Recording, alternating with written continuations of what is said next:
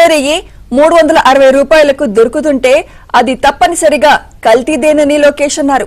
మార్కెట్లో కిలో నెయ్యి 1000 రూపాయలకు పైనే ఉందన్నారు. కిలో నెయ్యి 360 రూపాయలకి ఎట్లా దొరుకుతుంది? మార్కెట్లో కిలో నెయ్యి 1000 రూపాయలు ఉంటే అని మన నారా లోకేష్ గారు అంటున్నారు. మరి లోకేష్ గారు, ఇదే ఇందపూర్ డైరీ, అదే మీ పార్ట్నర్ అయిన మీ ఇందపూర్ డైరీ అమృత్సర్లో ఉన్న గోల్డెన్ టెంపుల్కి 2020లో 315 రూపాయలకి ఇచ్చినారు కిలో నెయ్యి. ఎట్టా ఇచ్చినారని తక్కువ రేటు? మరి అంటే మీరు చెప్పినట్టే తక్కువ రేటుకి ఇస్తే కల్తీ అంటున్నారు కదా, మరి గోల్డెన్ టెంపుల్కి మీ ఇందపూర్ డైరీ కల్తీనే ఇచ్చినట్ట? సరే, ఇదే ఇందపూర్ డైరీ, అదే మీ కో మ్యానుఫ్యాక్చరింగ్ యూనిట్ అయిన మీ ఇందపూర్ డైరీ రకరకాల ఆలయాల్లో, అంటే సిద్ధి వినాయక్ టెంపుల్, మన గోల్డెన్ టెంపుల్, గురుద్వారా, మరియు మన షిరిడి సాయి సంస్థానం, ఇట్లాంటి అనేక టెంపుల్స్లో నెయ్యి సరఫరా చేస్తూనే ఉన్నారు. మరి ఆ టెంపుల్స్లో రేటు కూడా ఇంతకే సప్లై చేస్తున్నారా? కన్ఫర్మ్ చేస్తారా?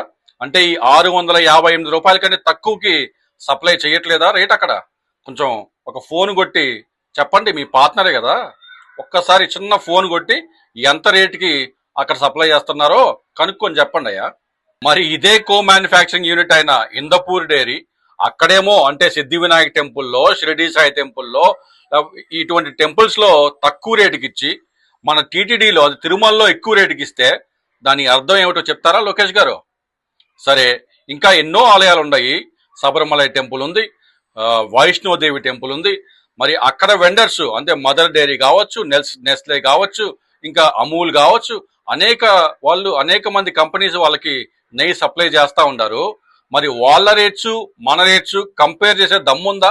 ఆ ఆలయాల్లో ఇచ్చే రేట్స్ ఇక్కడ మనం ఇచ్చే రేట్స్ కంపేర్ చేశారా? లోకేష్ గారు, మీకు నెయ్యిలో ఉన్నంత జ్ఞానం మాకు లేకపోయినా బయట రీటైల్ మార్కెట్లో ఉన్న, కన్జ్యూమర్ మార్కెట్లో ఉన్న రేట్స్ ని ఇట్లా బల్క్ అంటే మనం 2 లక్షల 3 లక్షల కేజీలు నెయ్యి కొంటున్నామే, ఆ రేట్స్ తో ఎలా సార్ కంపేర్ చేస్తారు?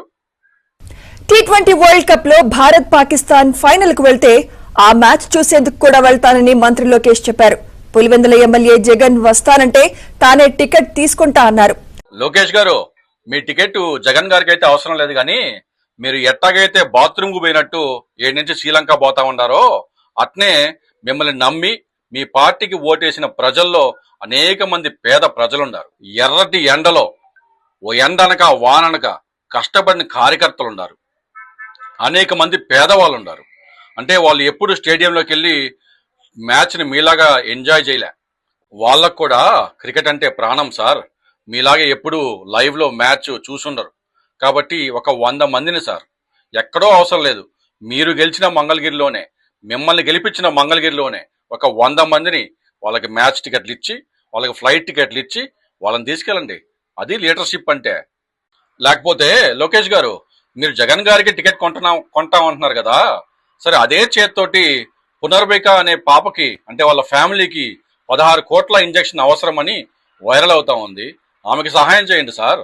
అనేక మంది పేద విద్యార్థులు ఫీజులు కట్టలేక మెరిట్ విద్యార్థులు బాధపడతా ఉన్నారు సార్. వాళ్ళకి సహాయం చేయండి సార్, వాళ్ళని ఆదుకోండి.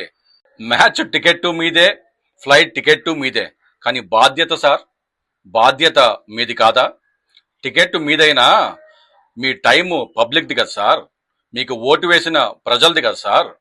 No one is objecting to the match that you are watching, but the priorities is what the public is questioning.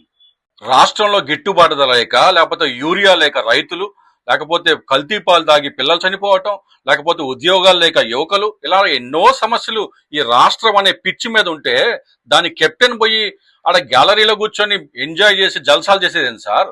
ఎట్లా జస్టిఫై చేస్తారు లోకేష్ గారు చెప్పండి.